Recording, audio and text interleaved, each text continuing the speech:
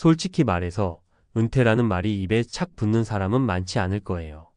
나이가 들면서 자연스럽게 은퇴를 하게 될 거라 생각은 하지만 막상 그 시기가 다가오면 대부분은 두려움부터 느끼곤 하죠. 20대, 30대 때는 나중에 어떻게든 되겠지 하고 막연히 생각하지만 40대 중후반쯤 되면 체력적으로나 정신적으로나 슬슬 한계가 느껴지거든요.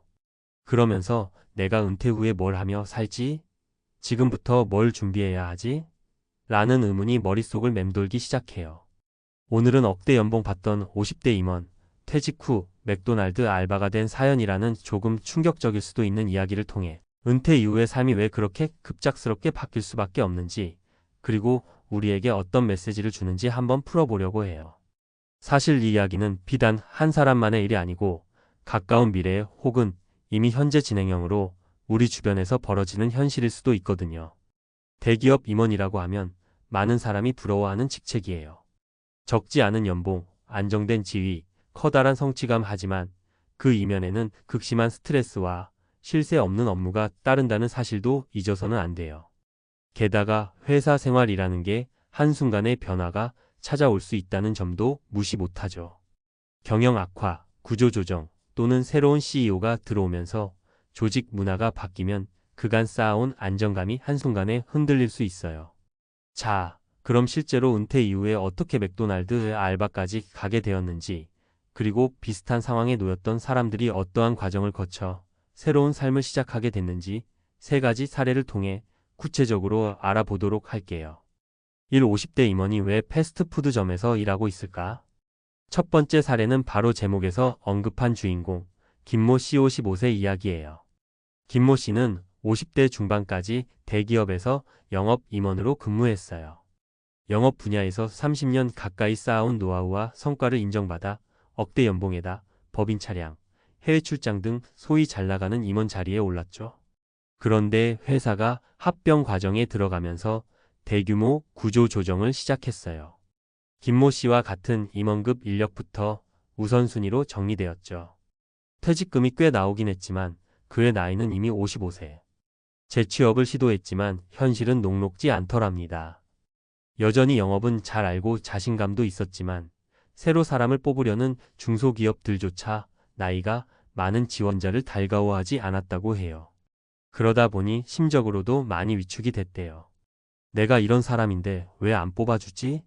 라는 자존감의 흔들림이 심해지면서 이대로 그냥 집에 틀어박혀 있을 순 없다는 생각에 일단 작은 일부터라도 해보자고 마음먹었죠. 그러다 지인의 소개로 맥도날드 매장에서 일하는 길이 열렸고 우연히 시작하게 된 아르바이트가 어느덧 그의 일상이 돼버렸다고 해요. 그래도 김모 씨는 힘들긴 해도 나름의 보람을 찾았다고 해요. 수입은 이전 임원 시절과 비교할 수 없지만 오히려 하루하루를 더욱 치열하게 사는 기분이 들고 실제 고객들을 직접 대하면서 내가 아직도 일을 할 수 있구나라는 생동감도 느낀다고 하더라고요. 물론 처음에 주변 사람들의 시선이나 가족들의 걱정을 신경 쓰기도 했지만 일단 일을 시작하고 나니 생각만큼 나쁘지는 않았다고 해요. 이 사례가 우리에게 주는 메시지는 간단해요. 예상치 못한 은퇴 후에는 어떤 일이든 새로운 마음으로 도전할 수 있어야 한다는 거예요. 억대 연봉이었고 임원이었고 그런 과거 타이틀에 사로잡히다 보면 오히려 아무것도 못하게 되니까요. 이 편의점 야간 알바로 인생 2막을 연전 인사 담당자. 두 번째 사례는 손모 씨 52세의 이야기인데 이분은 대기업 인사팀에서 잔뼈가 굵은 분이었어요. 신입사원 채용부터 임직원 평가, 퇴사까지 전 과정을 다뤄온 베테랑이었죠. 인사 분야라는 게 사람을 다루고 회사 내부 제도를 총괄하는 일이라 회사마다 운영 방식이 조금씩 달라요. 그래서 대기업의 인사 시스템은 중소기업이나 스타트업과는 상당히 다른 부분이 많습니다. 문제는 손모 씨가 50대 초반에 들어서 건강상의 이유로 회사를 그만둬야 했다는 거였어요. 늘 야근과 스트레스에 시달리다 보니 몸이 버티질 못한 거예요. 처음엔 그래도 난 대기업에서 수십 년간 인사 업무를 했으니 작은 회사 몇 군데 자문이라도 할 수 있지 않을까 하고 기대했지만 생각처럼 일이 굴러가지 않았어요. 고정적으로 자문료를 주는 곳이 많지도 않았고 실제로 손모 씨가 가진 인사 시스템 경험이 대기업 스케일에 맞춰져 있어서 중소기업에는 오히려 낯설게 느껴졌던 거죠. 결국 몇 달간 백수 생활을 하게 됐고 몸은 조금씩 회복되었지만 가만히 있으면 생활비 걱정이 쌓여만 갔죠. 부동산 투자라던가 주식 같은 게 탄탄하게 마련된 상태도 아니었고요. 그래서 고민 끝에 편의점 알바를 선택했대요. 야간 시간대를 택한 이유는 낮에는 다른 부업이나 재취업 준비를 병행하기 위해서였어요. 야간 알바를 하며 그가 느낀 건 내가 인사를 담당했던 시절 이렇게 현장에서 일하는 분들에 대한 이해가 좀 더 깊었으면 어땠을까 하는 아쉬움이었대요. 한 번도 서보지 않았던 편의점 계산대에 서서 밤새 고객을 응대하는 일이 이렇게 정신적으로 피곤하고 때로는 감정 소모가 큰지 몰랐다나 뭐라나. 그 덕분에 인간적으로도 성숙해지는 느낌이 들었다고 해요. 손모 씨의 사례는 은퇴 후에는 내가 예상했던 전문성이 실제 시장에서 어떻게 평가되는지를 객관적으로 볼 필요가 있다는 점을 일깨워줘요. 그리고 꼭 내가 지금까지 해오던 분야만 고집하기보다는 몸이 허락한다면 남들이 잘 안 하려고 하는 일이라도 감수할 수 있는 용기가 있어야 한단 거죠. 3평생 마케팅만 파던 50대 택시 운전대 잡다. 세 번째 사례는 박모 씨 57세예요. 이분은 대기업 마케팅 분야에서만 30년 넘게 일해온 전문가예요. 대형 프로젝트를 성공적으로 이끌면서 꽤나 인정을 받았고 임원 승진도 일찌감치 이루어냈어요.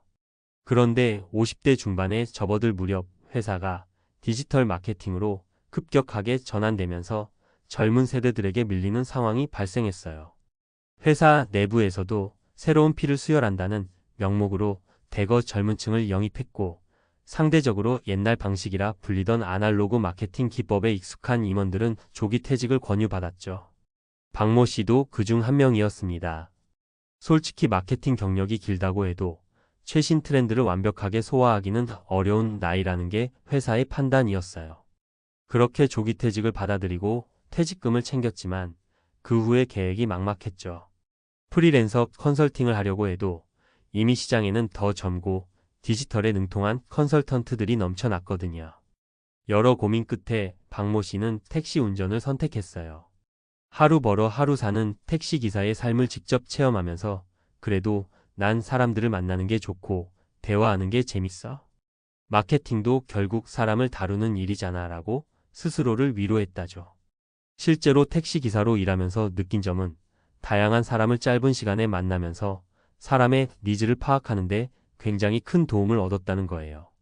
그럼에도 불구하고 몸은 피곤하고 수입도 만족스럽지는 못했지만 또 한편으로는 오히려 이렇게라도 뭔가 움직이고 있는 내가 싫지는 않다라고 털어놓더라고요.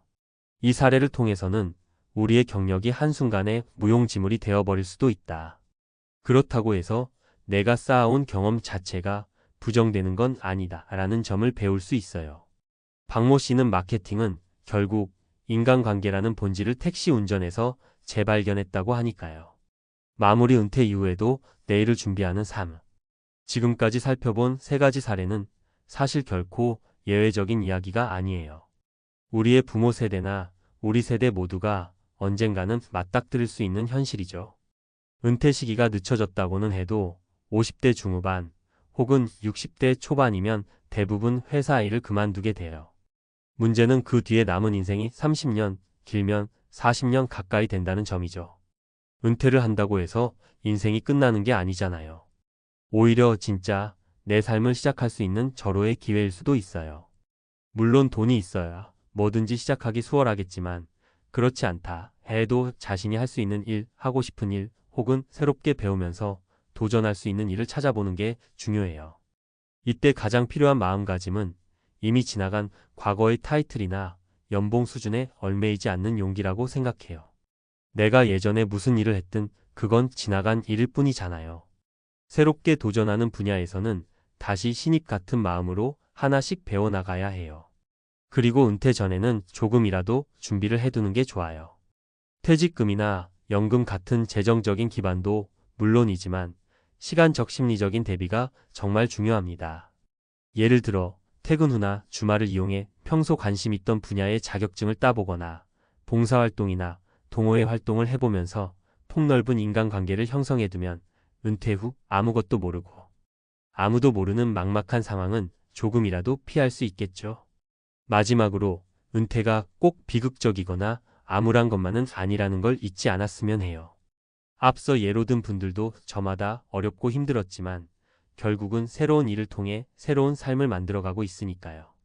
물론 경제적 사회적 지위가 예전만 못할 순 있어도 그 대신 더 유연하고 자유로운 삶을 누릴 수 있을지도 몰라요. 주체적으로 스케줄을 짜고 누구의 눈치를 보지 않아도 되는 즐거움이 있거든요. 우리 모두 언젠가 맞이하게 될 은퇴. 그날이 오기 전 미리 좀 더 나다운 삶을 생각해보고 은퇴 이후의 준비를 천천히라도 시작한다면 맥도날드 알바로 일하게 되든 편의점 야간 근무를 하게 되든 혹은 택시 운전을 하게 되든 그 속에서 또 새로운 보람과 행복을 발견할 수 있을 거예요. 은퇴 후에도 계속해서 자신을 성장시키고 꾸준히 사회와 소통하는 삶. 그것이 진정한 인생 2막의 시작 아닐까요?